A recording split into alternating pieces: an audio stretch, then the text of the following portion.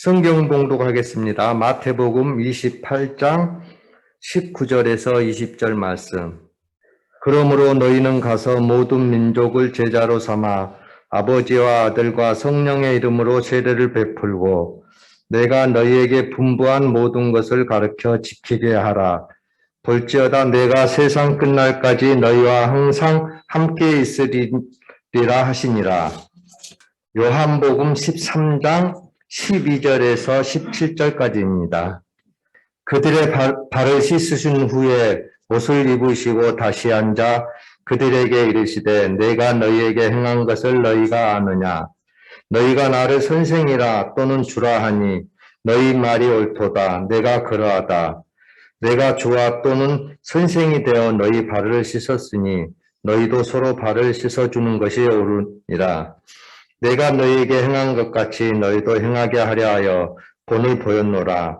내가 진실로 진실로 너희에게 이르노니 종이 주인보다 크지 못하고 보냄을 받은 자가 보낸 자보다 크지 못하나니 너희가 이것을 알고 행하면 복이 있으리라. 아멘. 오늘 스승의 주일을 맞이해서 영원한 그리고 위대한 스승이신 예수님에 대한 말씀을 상고해 보려고 합니다. 스승이라는 말은 제자를 가르치고 그 제자의 길을 인도하며 또 가르치는 대로 먼저 삶을 살아감으로 보여주는 그런 분을 우리는 스승이라고 합니다.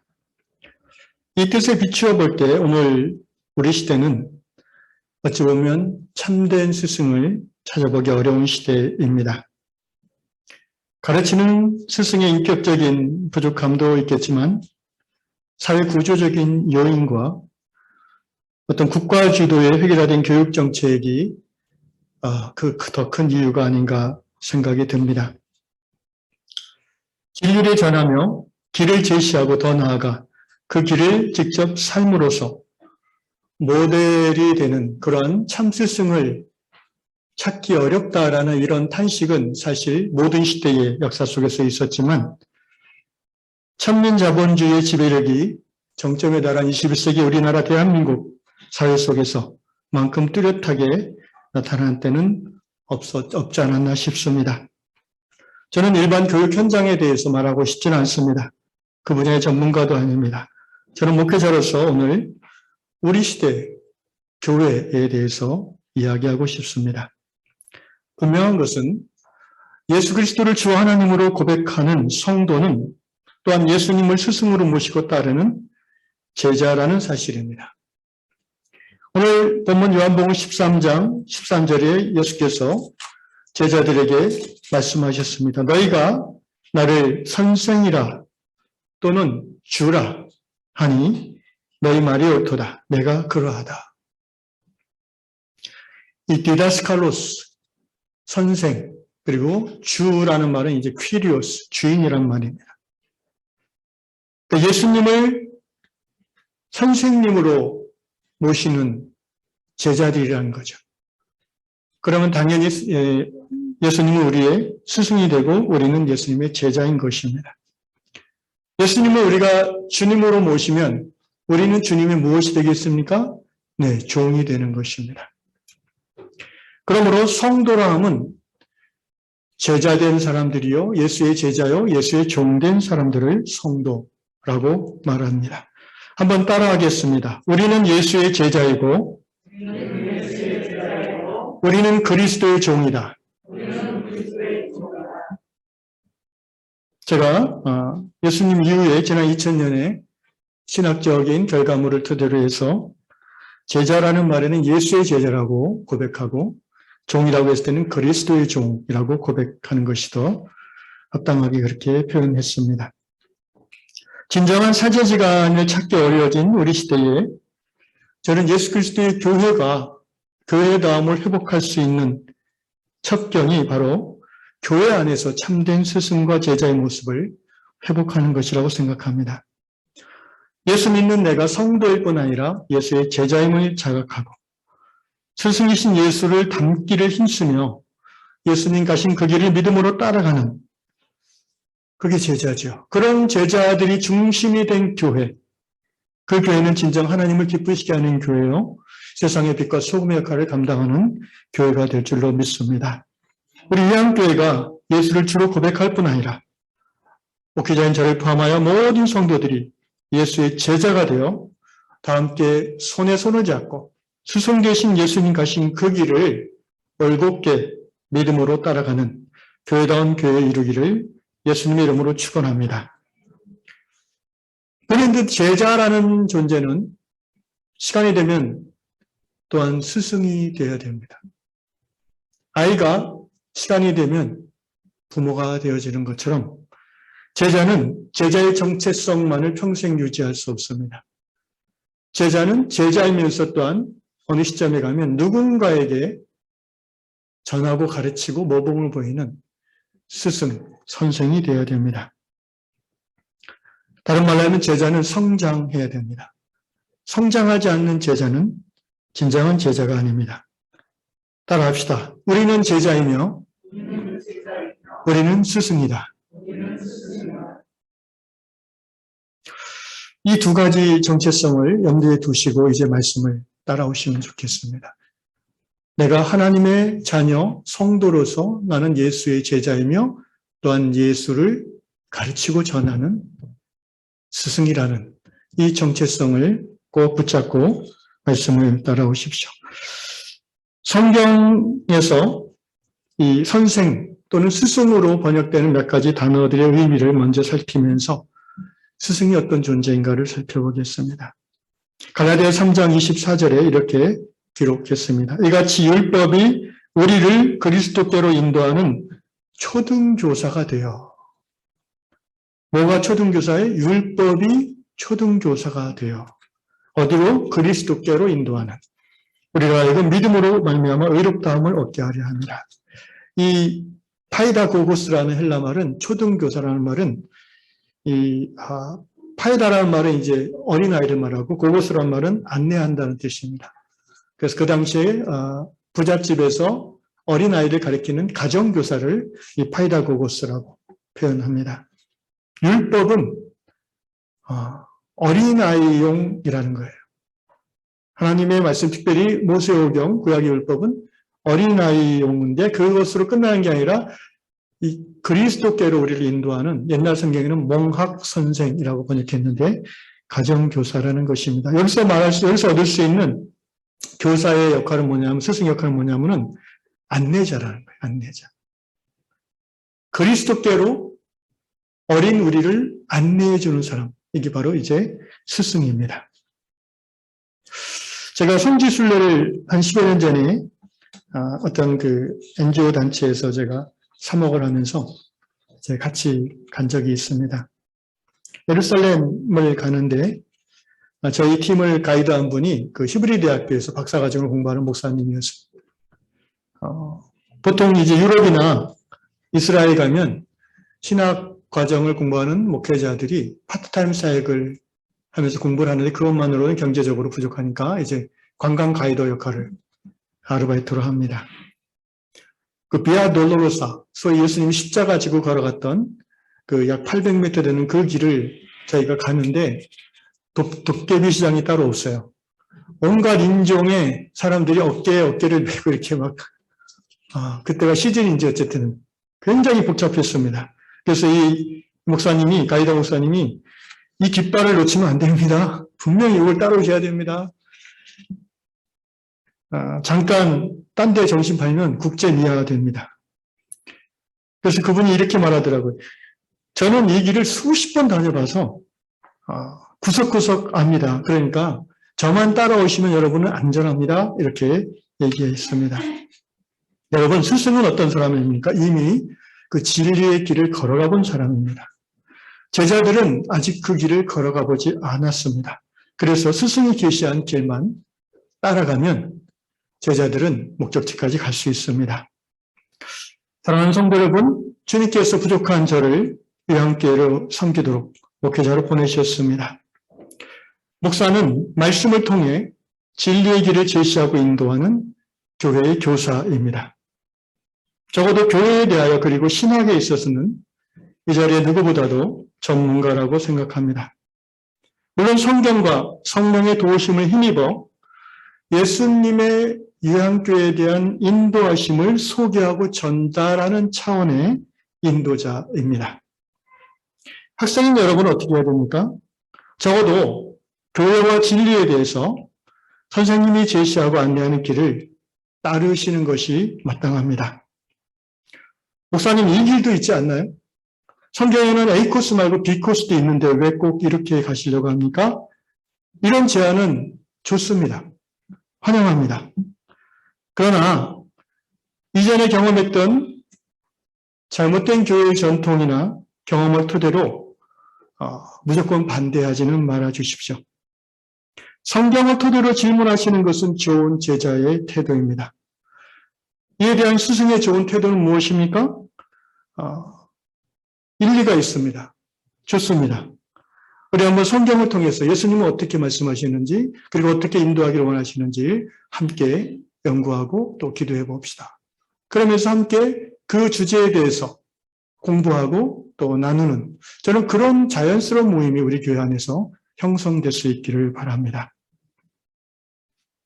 교회의 머리 대신 예수님 앞에 함께 목회자와 성도들이 문제를 가지고 같이 나아가서 나의 생각, 너의 생각이 아니라 성경의 생각을 기준으로 받아들이고 행하는 것. 이것이 좋은 교사, 좋은 학생의 태도라고 생각합니다. 선생은 학생들의 가이더입니다. 같은 원리로 목사는 성도들의 신앙 가이더입니다. 가이드를 신뢰하고 따르면 안전하게 목적지에 도착합니다. 가끔 가이드를 애먹이는 관광객들이 꼭 있습니다. 제가 갈 때도 한 분이 그랬어요. 3시간 동안 행방불명돼서 난리가 났어요. 다행히 이 목사님이 현지 경찰도 아는 분도 있고 또 그런 일이 한두 번이 아니라서 3시간 만에 찾아오셨습니다. 덕분에 버스가 2시간 이상 출발을 못하고 기다렸습니다.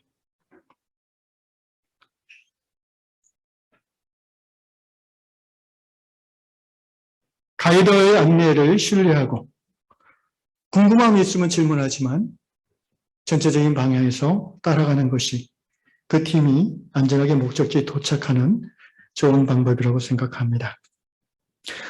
예수님은 오늘 요한복음 13장 마지막 만찬의 자리에서 제자들의 발을 씻어주면서 12명 중에 문제 학생 한 사람 유다의 발도 씻어주셨습니다.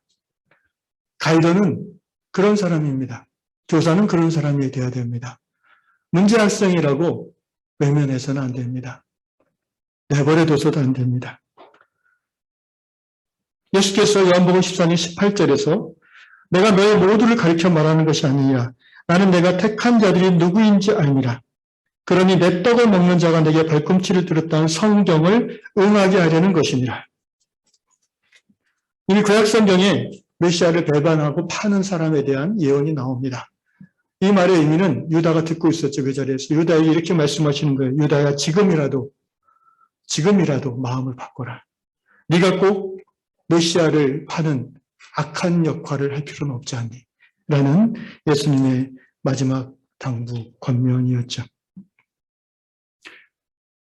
예수님이라고 왜 마음에 힘듦이 없겠습니까? 자신을 배반하고 팔아넘길 것을 알면서도 예수님은 스승의 마음으로 끝까지 제자를 사랑하고 돌보신 것입니다. 그런 의미에서 예수님은 진정한 스승이 되시는 것입니다. 스승은 안내자다, 가이더다. 이 부분을 염두에 두시고 두 번째 스승의 의미가 뭔지를 살펴보겠습니다. 디모데전서 2장 7절 이를 위하여 내가 전파하는 자의 사도로 세움을 입은 것은 참말이여 거짓이 아니니 믿음과 진리 안에서 내가 이방인의 디다스칼로스 스승이 되었느니라. 스승은 안내자, 가이더인 동시에 전하는 자입니다. 이 캐릭스라는 말, 전하는 자라는 말에서 이제 같은 어원으로 나온 말이 캐리그마죠. 복음 전파, 복음 선포죠. 예수님과 같이 예수님의 제자였다가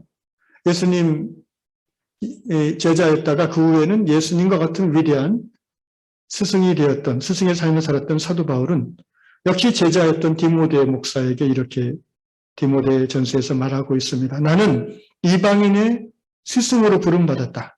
나의 역할은 그들에게 복음을 가르치고 전하는 것이다. 예수님은 주로 유대인 제자들에게 3년 반 정도의 짧은 기간 동안 하나님 말씀을 그리고 하나님을 전했지만 사도 바울은 좀 더 긴 시간 동안 더 넓은 영역에서 유대인이 아닌 많은 이방인들에게 예수님을 전했고 하나님의 나라를 전했습니다. 직접 가르쳤습니다. 진정한 스승은 제자에게 진리로 가는 길을 안내해 줄 뿐 아니라 그 진리 자체를 잘 설명해 줄 수 있는 사람입니다. 요한교회 목사로서 제가 최선을 다해 여러분에게 이 역할을 감당하고자 합니다. 그렇지만 항상 부족함을 느낍니다. 제가 예수님이 어떤 분이고 그분이 다스린 하나님 나라가 어떤 나라인지를 저는 이것을 설명할 때 굉장히 기쁘고 항상 흥분하지만 제 한계는 뚜렷합니다. 그래서 하나님의 나라와 복음을 설명하고 또 주님께서 이 요한교회를 어떻게 이끌어 가시는지에 대해서 성경을 통해 여러분에게 제가 잘 전할 수 있도록 여러분이 저를 위해 기도해 주시기를 바랍니다. 또 가끔 따뜻한 말과 행동으로 격려해 주시기를 소망합니다. 아멘. 그리고 저도 여러분을 위해 기도합니다. 여러분의 무엇을 위해 기도합니까? 아까 따라했던 고백을 우리 다시 한번 해볼까요? 우리는 제자이며 또한 우리는 스승이다. 여러분들이 교회에서는 목사인 저를 선생님으로 모시고 배우는 학생이지만 이제 우리 요한공동체 안에 다시 교회 학교가 시작되고 또 소그룹 목장이 시작되게 되면은 여러분 중에 어떤 사람들은 교사요, 가르치는 자요, 안내자로의 사역을 감당하게 될 것입니다. 교회 안에서, 요한교회 안에서 그런 날이 꼭 올 수 있기를 저는 기도하고 있습니다. 더 나아가서 교회 밖에서, 가정에서, 일터 현장에서 여러분은 자녀들에게 또는 아직 하나님을 모르는 사람들에게 여러분이 이미 갔던 그 길을 안내해 줄 수 있고 여러분이 알고 있는 깨달은 복음을 전할 수 있습니다. 꼭 목사나 교사라고 해서만 스승이 되는 것은 아니에요. 생각해 보십시오. 사실은 인생 전체가 직업은 다르지만 가르침과 배움의 연속선상에 있지 않습니까? 우리는 늘 배우면서 또 늘 가르치는 자의 역할을 감당해야 됩니다. 여러분이 그 스승 역할을 잘 감당하도록 저도 여러분을 위하여 기도하겠습니다. 마태복음 28장 오늘 본문에서 그러므로 너희는 가서 모든 민족을 제자로 삼아 아버지와 아들과 성령의 이름으로 세례를 주고 내가 너에게 분부한 모든 것을 가르쳐 지키게 하라. 여기서 너희라는 말은 모든 제자를 포함하는 말이죠. 제자는 어느 시점이 되면 제자 삼는 자가 됩니다. 성경에서 바울 서신에서 제자라는 단어 대신에 주로 나오는 표현은 온전한 성도라는 표현이 나옵니다. 온전한 자. 참된 제자의 증거가 뭔지 아십니까? 열매입니다. 그 열매는 뭡니까? 제자를 만들어내는 것입니다. 이 말씀이 여러분에게 깊은 영적 도전이 되시기를 주의 이름으로 축원합니다. 마지막으로 성경에서 이 디다스칼로스, 선생이라는 말은 안내자, 가르치는 자 외에 어떤 뜻으로 쓰이냐면은 본을 보이는 자로 쓰입니다. 오늘 요한복음 13장 본문을 마지막으로 차근차근 설명하면서 마무리하려고 합니다. 13장 14절입니다. 내가 주와 또는 선생이 되어 너희 발을 씻었으니 너희도 서로 발을 씻어주는 것이 옳으니라. 옳다고 말씀하셨습니다. 마땅히 그래야 된다라는 것이죠.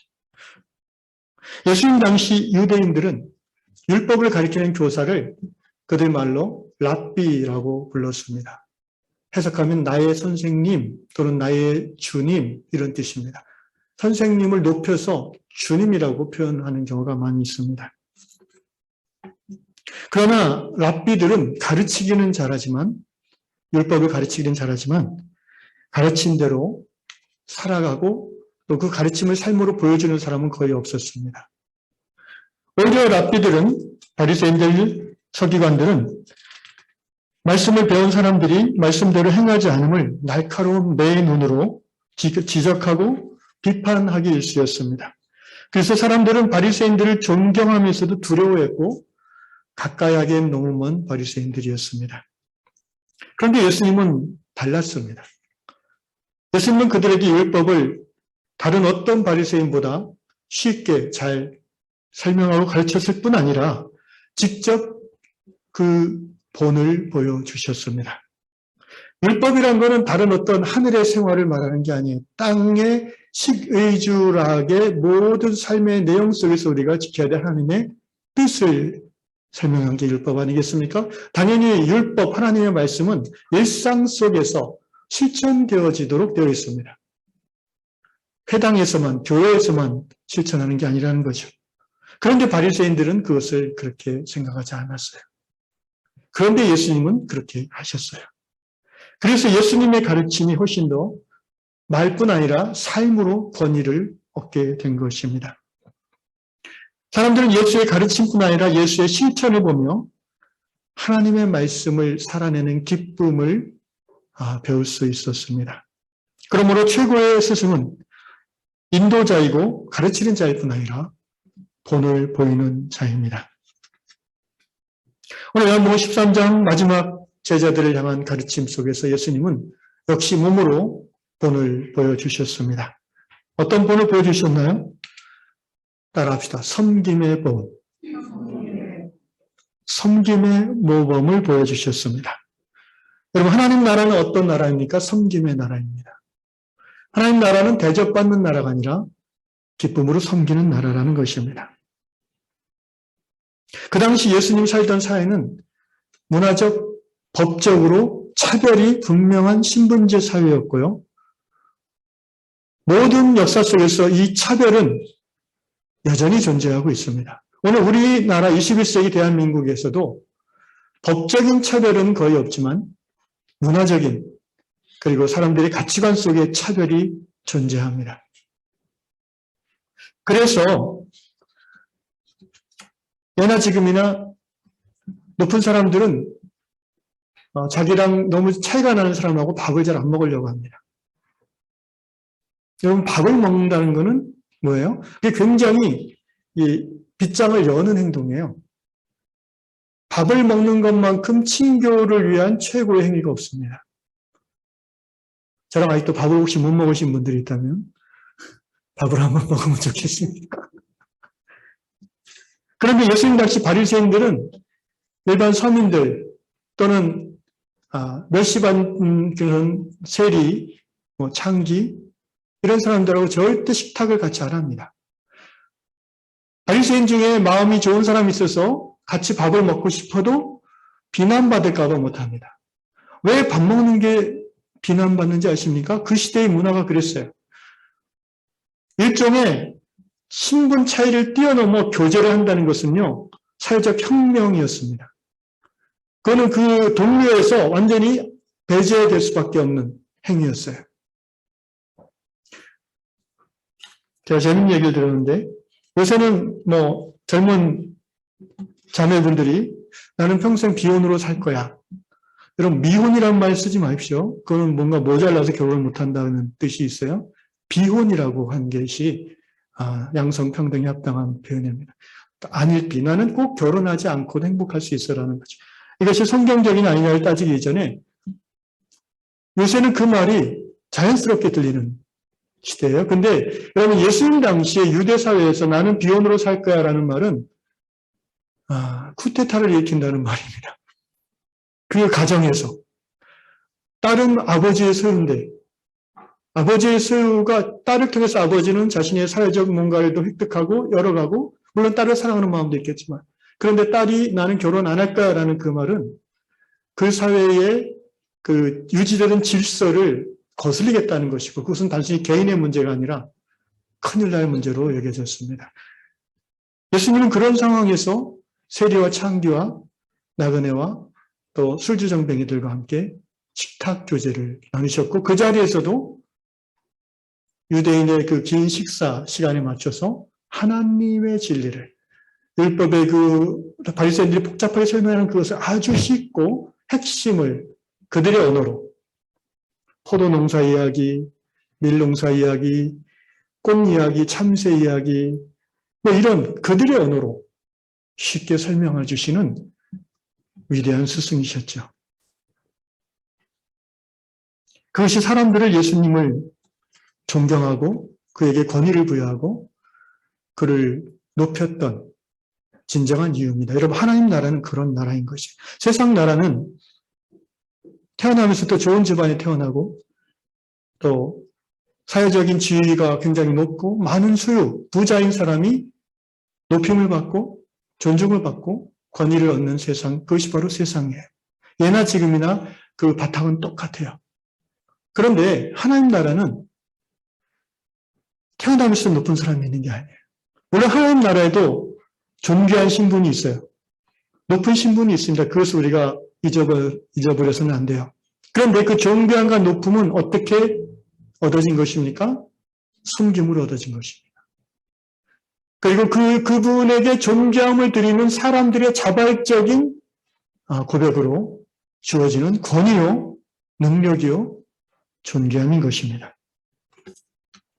예수님은 차별이 법으로 규정되어지고 문화화된 AD 1세기 유대사회 속에서 하나님 나라가 어떤 나라인지를 가르칠 뿐 아니라 살아내심으로 교육하셨어요.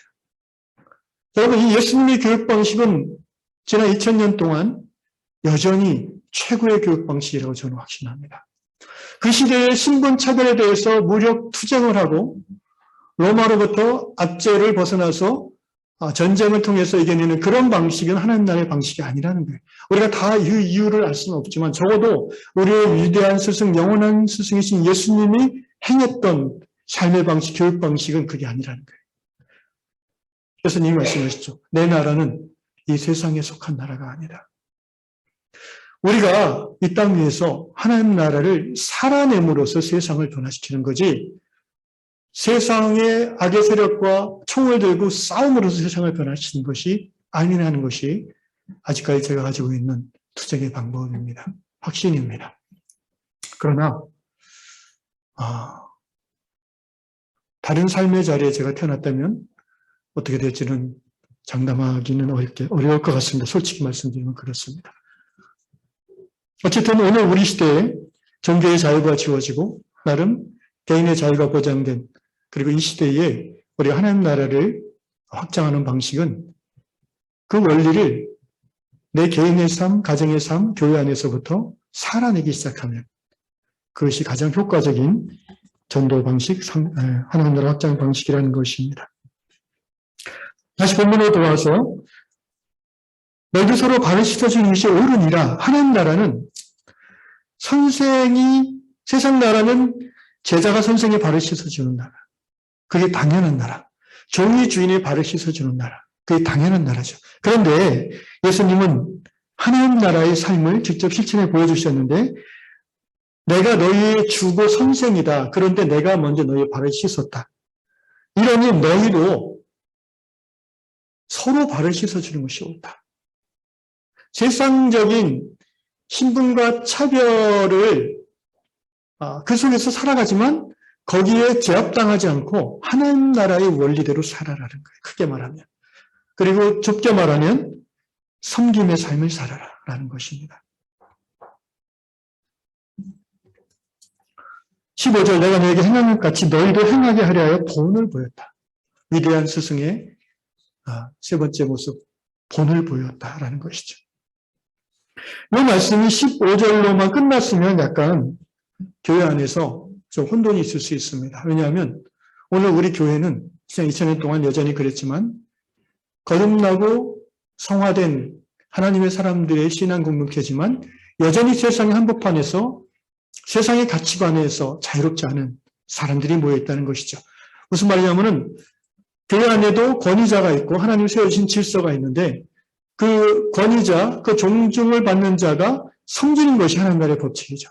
그래서 섬깁니다. 그런데 계속 섬기다 보면 섬김을 받는 사람들이 그 권위자를 우습게 할 수 있다는 거죠. 세상이 그렇지 않습니다. 그래서 예수께서 15절로 끝나지 않고 16절, 17절 놀라운 말씀을 우리에게 주셨어요. 16절 같이 읽겠습니다. 시작. 내가 진실로 진실로 너에게 이르노니 종이 주인보다 크지 못하고 보냄을 받은 자가 보낸 자보다 크지 못하나니. 예, 하나님 나라도 큰 자 작은 자가 있다는 것입니다. 하나님이 더 높은 권위를 준 사람이 있고 그렇지 못한 사람이 있다는 거예요. 하나님 나라에도 구별이 있다는 것입니다. 그런데 그 구별이 차별이 아니라는 것입니다. 세상 나라는 구별 있고로 차별이 됩니다. 그것이 뭐가 다릅니까? 차별은 상대방을 인격적으로 무시하거나 모독하는 거예요. 그러고도 당당한 거예요. 백화점에서 부잣집 사모님이 무릎 꿇어 하는 그런 것이 바로 차별주의에 근거한 갑질인 거죠. 신분은 다르고 하는 일은 다르고 사회적 소셜 포지션이 다르고 뭐 소유가 다르고 다 다르지만 동등한 인격체로서 하나님은 서로가 서로를 섬기기를 원하십니다. 아멘? 그게 하나님의 나라예요. 교회는 이 세상 가운데 하나님의 나라를 보여줄 수 있는 유일한 소사이어티입니다. 교회는 소사이어티예요. 공동체예요. 사회예요. 이 속에서도 여전히 하나님 나라의 존귀한 위치에 있는 사람들이 있고요. 그렇지 못한 분들도 있어요. 그런데 아까도 말씀드린 이 존귀함은 어떤 제도나 율법으로 규정되어지는 존귀함이 아니에요. 그 존귀한 사람은 그 존귀한 위치에 올라간 이유는 섬김으로. 그래서 사람들이 그를 자발적으로 높여줌으로 존귀함을 유지하는 겁니다.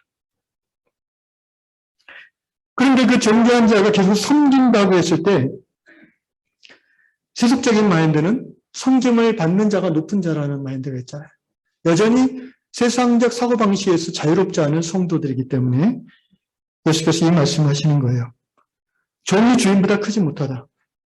주인이 더 크다는 거예요. 보냄을 받은 자가 보낸 자보다 크지 못하다.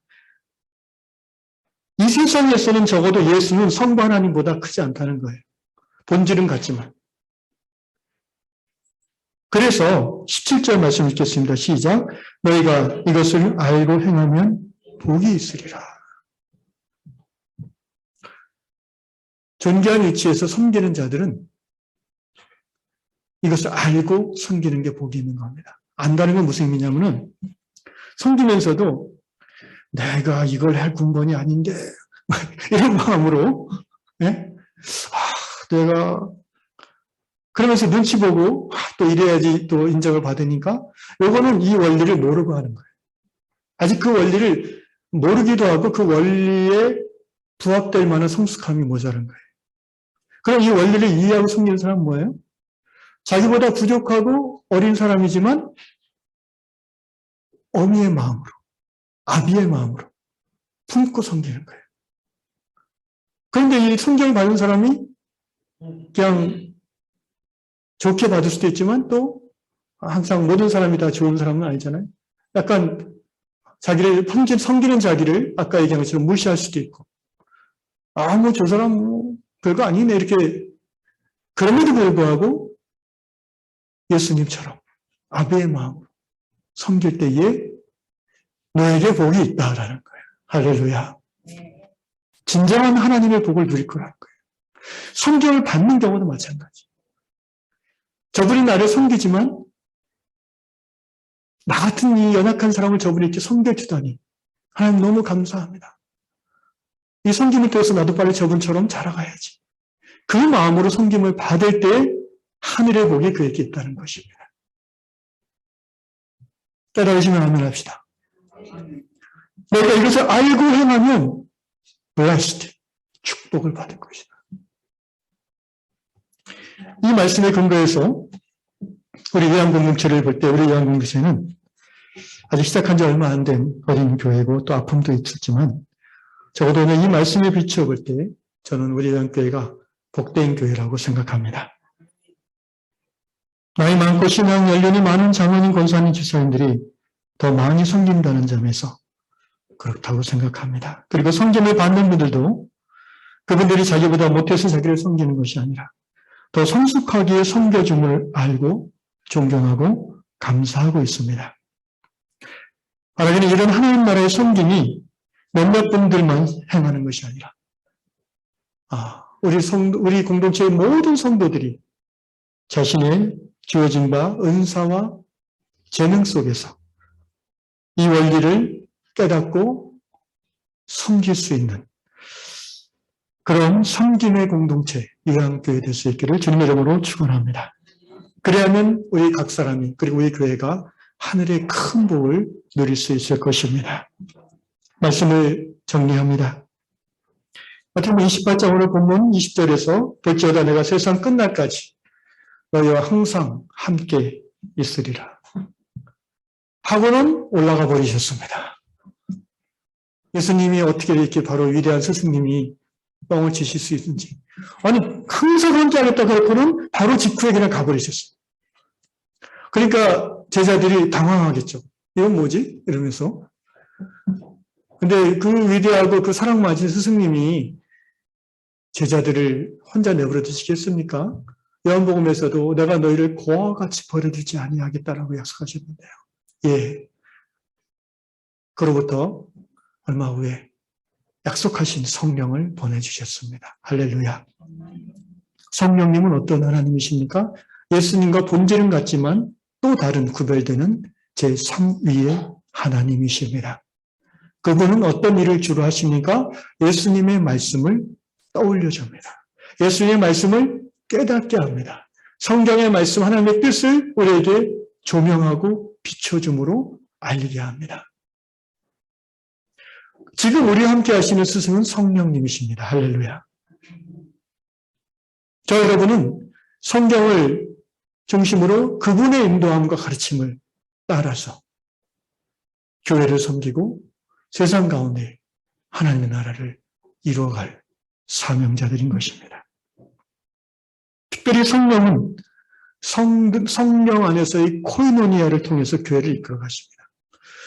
우리가 서로가 서로에게 스승의 역할을 하는 것은 어떤 목회자처럼 앞에 나와서 이렇게 가르침으로써 한다기보다는 서로의 관계와 교제 속에서 서로가 서로의 반면 교사가 될 수 있는 거예요. 그게 성령 안에서의 깊은 사귐을 통해서 이루어지는 겁니다. 이해가 되십니까?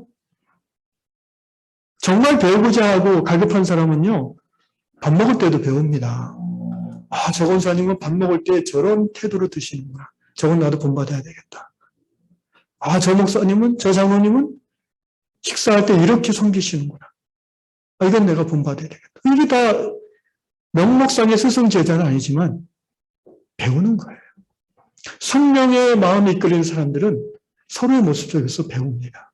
그리고 또 위로를 얻습니다. 바라기는 우리 교회 공동체가 이제 식탁 교제를 회복함과 동시에